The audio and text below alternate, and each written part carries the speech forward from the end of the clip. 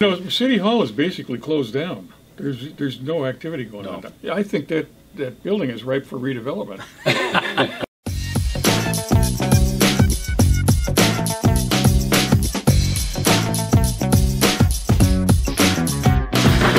Well, fellas, we might as well do a show. I mean, people are out there watching. We've been having a good conversation up there in the dining room, and now we're here with you guys. George Myers is here. Morning. Jim Spodek is here. Morning. Dr. Jorgen is here, and you're here. So let's get after it, huh? What are we going to talk about today, Jim? Foxconn is back in the news. What are they doing? Not much, it seems. Well, last week we talked about them being in a lawsuit, a local developer suing them for not breach doing of, anything. yeah, breach of contract.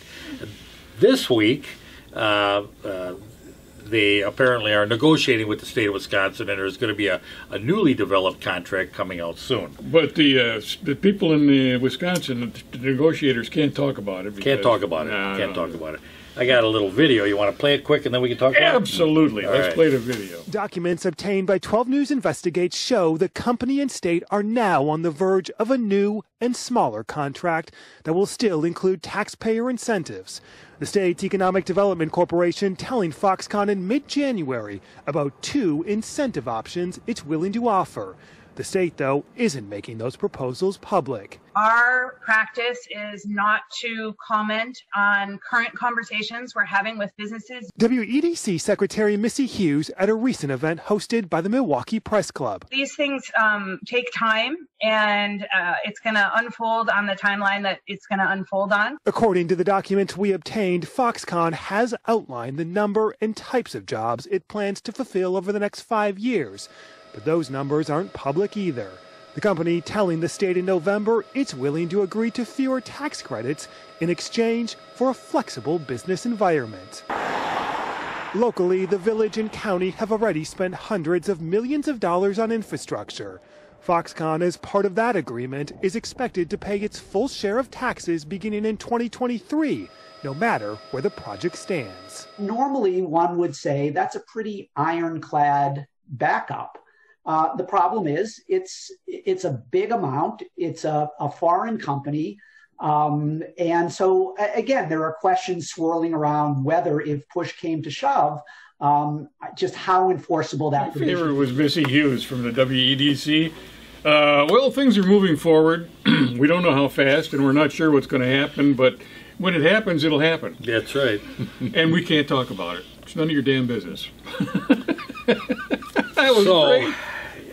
You know, the Wisconsin Economic Development Corporation, right? WEDC, and the other one was Policy Forum, who came in and basically said what we said 4 years ago, and said, you know, is it enforceable? Is this contract enforceable? Well, you know, maybe not, because you don't really have Foxconn on the hook. You got SOI, yeah, and that's out of Cayman Islands. I mean, we brought this stuff up right from the get-go.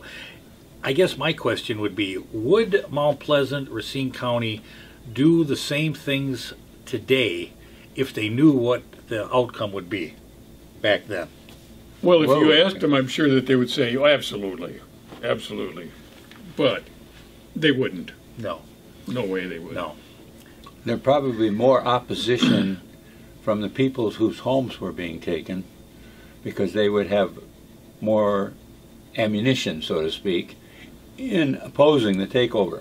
Well, looking back now, I'm sure a lot of the people who lost their property, or who sold their property, they didn't actually lose it, but in a sense they did.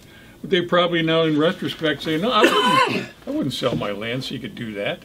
Yeah, that's what I'm saying. If they knew now what they if they knew then they what really they knew look now, at, I mean, you know, I look at it now and I see, you know, all this. We're going to renegotiate, and I said it before. I mean, Foxconn had the hooks in. So what is Wisconsin going to do now? They're in it. They've spent the money. The money's there. They've got to collect now. The business isn't there. The employees aren't there. So now what they've got to do is try to get the best deal they can out of it. They got to put the suicide nets up, then they can start hiring people. You know? Yeah. Yeah, it's a great thing, beautiful thing. It's amazing how sincere everybody remains in light of all the stuff that's gone on. How committed they are to this project. How we've got millions of optimistic they are. dollars at stake here. Yeah. You know, and Hundreds of millions. Yeah, hundreds of millions of dollars. And unfortunately, if it's going to be lost, it's got to be covered over somehow. You know, you can't just say, "Boy, did we screw up." You know, they're not going to get away with that. One of them brought up, I don't know, somewhere in there they brought up it may be data infrastructure. Data infrastructure. Yeah, which probably could be servers. We said that too earlier. You know, that there could have been servers there. You've got water. You need to cool them. Water's a great way to do it. You know, I just don't see Foxconn coming up anywhere near those numbers on jobs. No way. No. And, you know, the spin-off was that they were going to have economic growth in Mount Pleasant, and it was going to spin all this other stuff off. Remember Corning? Mm-hmm. Oh, yeah, and we got to start training people now. Remember the jobs training program? Right. Yeah. They got they had to worry about additional police force, housing. There was all kinds of growth going to be gone because of this. Do we actually have people trained now to do these jobs, even though the jobs aren't here today? I mean, how many people actually got trained? It's been a big waste of money. Well, there was money that went out to train people. Yeah. There was some corporation was hired. I mean, maybe in another lifetime, somebody's down the road, something will happen out there. But you know what? If it was not done at all, I think we would be in a better place today. Yeah. Well, yeah. Bottom line, you're absolutely right. I firmly believe that. So. But in the meantime, we've got Racine Unified School District and the city working together. Why are the city and RUSD working together? Isn't RUSD an entity unto itself? Why is the city government? Well, what's the project that they're working together on? Well, it says right here to keep the kids out of school. Yeah. Where were they when I was in school? Yeah, no kidding. You know, I hated school. You know, I could have used these guys back then. Well, maybe this is progress. You know. Well, this is a legislative report, but it's a resolution that was brought up at the City Council in Racine. It was brought up by a number of aldermen who came in and basically said that it's dangerous for teachers to return to school, and that they've so far they don't want related death to prematurely returning in-person learning, and that the council urges RSUD to continue to utilize remote learning for the students. Well, you know, I always felt like I was in danger in school, but it was my mind that was in danger. I thought, this is killing me. This is just killing me. You know, I have no problem with aldermen and even the mayor getting interested in what's going on at Racine Unified School District, but they should not do it as aldermen and as the mayor and as a council. You know, they have no business issuing this coming from the city council. You got this separation of powers. In other words, I mean, they should mind city business and let the school board and individuals go ahead over there and work on school business. But to come across this as a city council is just well, it's not. I think a lot of it is cut it out. Well, but we've seen it in other aspects of it. We've seen it with regards to some things that are federal problems or state problems or something like that. Yeah. They aren't doing a particularly great job with the city, and maybe if you just put a little more attention on the city and maybe listen to your people too, your constituents, we might quit losing people and failed businesses and things going on in the city, as opposed to getting over there and putting your nose into the business of the school board and think you're going to correct things from the city hall, going to correct things over at the school board, at the school. Well, go ahead. It just reminds me of politics here. You know, this is politics. To me, you're using the school district as a platform, Racine using it as like they have something to say about the school district. You've got your own school board. They have nothing to say about it, but politically it sure looks good. And to me, politically, they're using not only teachers, they're using students. And that's a good way to just mess things up, is And do they have things messed politically. George, no, it is messed up. You got the worst school system in the highest tax city in the state. Yeah. I mean, What's not to be proud of? I mean, Number one in both areas. they've got to there. get this. Now here, at the end here, I put in a couple words rather than RSUD. I put in Walmart. Now I said their resolution is therefore be it resolved that the City of Racine's Common Council urges Walmart to continue to utilize remote shopping for all citizens until Walmart staff are given the opportunity to be fully vaccinated before shopping and opening buildings and returning to in-person shopping. Now, I like that. Yeah. Yeah. Good job. yeah. So, I mean, are we really protecting the school teachers? Now, if you did that for Walmart, they'd be saying, what are you, nuts? Yeah. Walmart, they're fine. But apparently, you can pull that off on a school system. It's just wrong. Truthfully, if the parents of kids in Racine Unified don't walk, don't stroll, run as fast as you can from Unified. Your responsibility as a parent is to educate your children, and that's really is one of the utmost important things that you have to do as a parent. And Racine Unified is not there to help you. And there's some very good private schools that are open, Absolutely. and you can Take that do opportunity because yeah. Racine has the choice program, and I would absolutely utilize that. Well, now, George, you mentioned that the city should be more involved with city business and leave the school district alone. That gets us over to our next topic here this morning, the overlay districts. Remember we talked about that last week, folks, the overlay districts? And it has to do with any new business in one of these overlay districts, which are the corridors coming into Racine primarily. You need to go to the council or to somebody to get approved if you want to paint something, if you want to put up a fence. Yep. That's the one that killed me. You put up a fence, it's got to be decorative. It didn't mention anything about security. No. It didn't say if you build a fence, it's got to be secure. No, it's got to be No, it back says off on a sidewalk and pretty. All fences must be decorative in nature and be set back far enough that the area in front may be landscaped. Nice, that's Now, beautiful. isn't that wonderful? That's I mean, beautiful. you know, it's like that's really a matter for a business, and a business is going to want to make sure that it looks nice. It's good public relations. It helps business, and rely on them to make the right decision, and not the decision has come from a bureaucrat in City Hall. That's where politics gets involved with it, and that's my concern with it.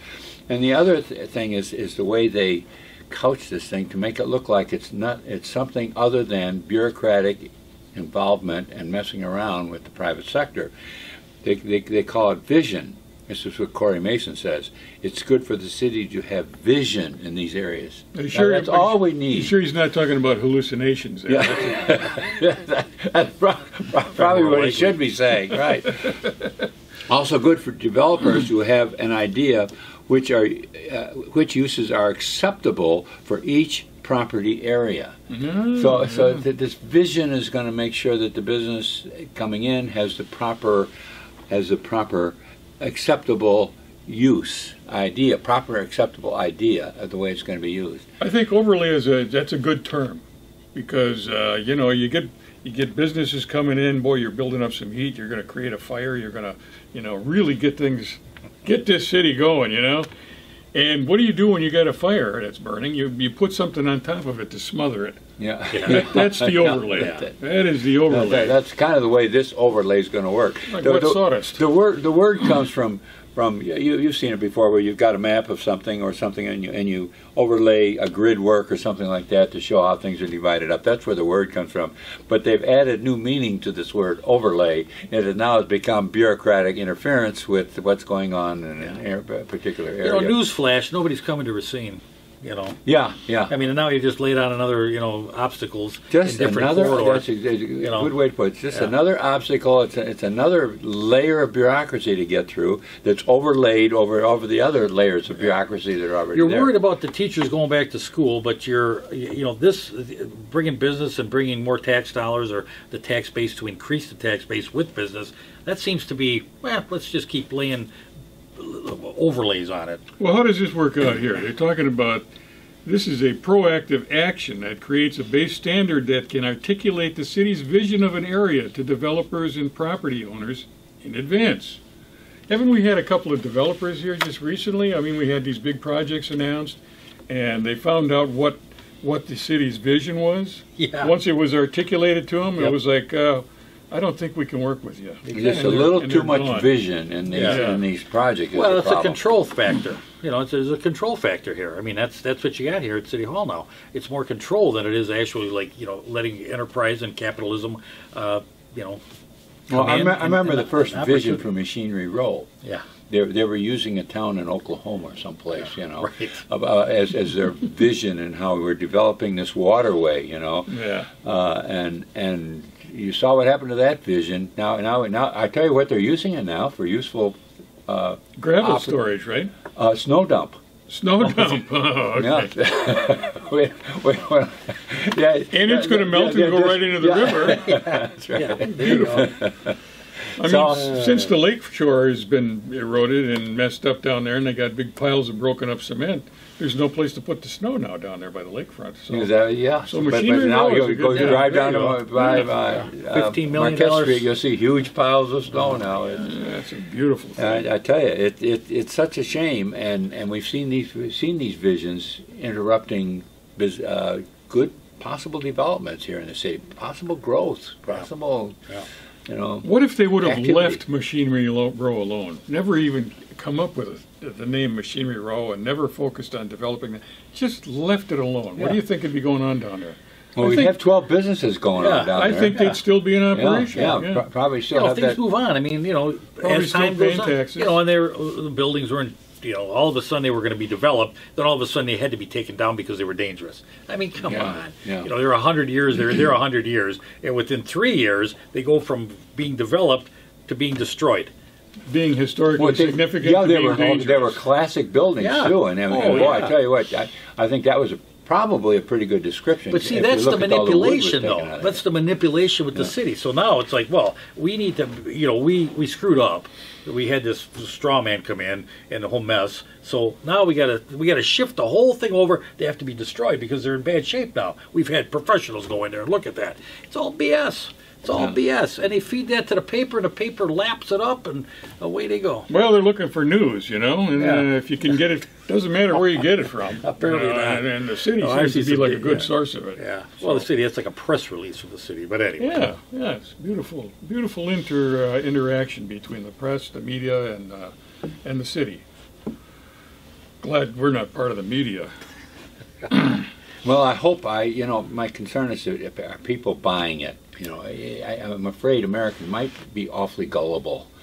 And at some point, George, I think they actually. I mean, if Racine really, you don't see them coming into Racine. You don't see this mass. You know, oh boy, I got to get to Racine because it's a great opportunity.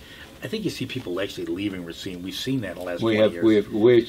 Since 1975. Yes, it's been the last So 50 years. if we There's been keep a doing the same continuous things we're drop. doing, why are we continuing to do this? Why is the leadership continuing to go down these paths that are there's nothing there?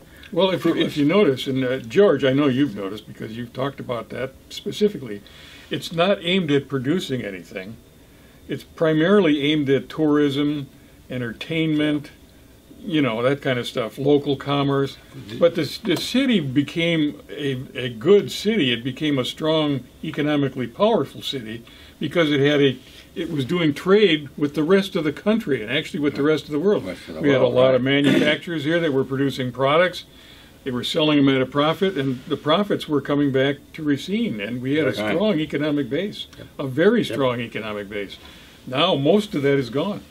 We got tractors and wax. I mean, we got a lot of small businesses around the area, but it's nothing like it once was. No. Nothing like it once was. And you see, there was talk about having it compete with Lake Geneva and some of the other tourist attractions, which you just weren't going to do with a city this size. We're not set up for that. We're set up for manufacturing. We have a manufacturing thinking here in this town. It's a manufacturing history, and it's wide open for it. There's lots of space for it. There's lots of room for it. It's just that the biggest problem we have, face it, I think, is in the taxes and the regulation. Those are the two biggest barriers. And instead of, if the council would concentrate on that, how can we make the city run more efficiently and look at that, and instead of looking at how the Racine Unified School District can improve their vaccination rate or something like that. It's just they're way off track on this stuff, and it's time to just stay home. Let's look at what you can do, and most of it's in your own house over there at 730 Washington Avenue in City Hall. What you can do to get it out of the way, so that let the business come in with these ideas, that they're making sure that you have the right idea. Get rid of that idea too. Right. Let's get rid of these ideas that people have to come in with, and let them use their ideas to build something, and see if you don't come up with something like that. That's how we grew. Well, if you look at all the various companies in manufacturing, everything from malt and milk to cars to raincoats to tractors, those were individual ideas coming in from around the country, coming into Racine and building here. And a lot of it grew up right here in Racine. It wasn't like they were coming in from out of town. A lot of it was innovated right here in the city. People living here that had the idea, like I guess the Johnson would be a really good example of that. Yeah, so it didn't even have to come bring an idea here. It was just people here that had their own idea, and my gosh, here's the playground. It's right here in my backyard. City Hall is basically closed down. There's no activity going on. I think that building is ripe for redevelopment. I think we could get somebody in there manufacturing surgical masks. Kiosks. Well, anyway, we got help coming. We have help on the horizon, and in the person of a new city administrator. Well, there's a guy he's a candidate, right? Well, I think they're going to hire him. Yeah, probably so. Yeah. Sounds like his so-called credentials. They're almost everything tied in with government, unfortunately. So it looks like it's going to be a continuation of making sure people have the right idea and visions coming from City Hall. Political support staff. Yeah. I don't see where he's got any experience bringing a nearly bankrupt city back from the edge of the cliff. Or administrative, being an administrator, and that's what he's going to come in for. His name is Paul Hornholt. I went through his resume. He's a political animal that is coming to Racine. He's actually currently the chief of staff for the mayor of Milwaukee. And if you go back and remember Jim Palahniuk, he came in, we had talked about this, where he had come in for the arena from New Mexico. New Mexico, yeah. But he did have skills, even though... Well, he had experience as a city manager or a city administrator. And a city manager, administrator, and he understood it. He really wasn't all that bad. I mean, we actually grew to somewhat... appreciate them to a certain degree, even though if you agree with a city manager or not. If the city manager would do that literally, no, I don't want to say literally. If he would, let's put another word in there, city government manager. If he would come in and figure out how we're going to have the government work more efficiently and be able to lower taxes. I think you have something good. Unfortunately, I think when they bring in the city manager, they're thinking literally they're going to manage the whole darn city, all the businesses and all that type of stuff, George. which is unworkable. Not in our way of operating. We were having a little discussion before we got down here and brought up some of the way that the Chinese work. It's a different culture where the government does come in and manage things, right, Jim? Yeah. They will come in and they decide, okay, we're going to build this town next. Well, that's your socialistic type of culture, and if it's working in China, that's fine. Although what you said is there's still an awful lot of people that want to come to the United States. They kind of like the individual approach to life rather than the government run everything. But the point is that is not consistent with our culture as Americans and as America for the government to come in and take over a city and develop it, for the city to develop it. I'm looking for a thing in here, and I can't find it, but I had noted it earlier, where he's got experience applying for money from the federal government and from the state. Yep. And I think that's primarily one of the most important things that he's being brought in. And that's become very important. Looking for tax dollars. They can't manage to operate off of the money they can extract out of the local citizenry in the form of property taxes. So they have to rely on a thing called income taxes and getting it circumvented, coming in from other directions from the state and feds. I wish I could find it, because it was phrased beautifully about how he has experience doing that. The thing that bothers me is now twice in here in his qualifications, we see the term key stakeholders. That's always a red flag for me. Yeah. Stakeholders, it's one of those little cliches that just keep popping up, and it's like key stakeholders. Well, who are key stakeholders? Aren't we all stakeholders in there this community? There are 5 separate stakeholders, according to, I think it's John McKay, who was with Whole Foods, and he first described it. And it was very interesting, who the stakeholders are. But included in his stakeholders were the employees of the city, of the company. It was the customers of the company. It was the people that provided the food, the suppliers of the company, as well as the community itself, where they operated. So sounds like everybody.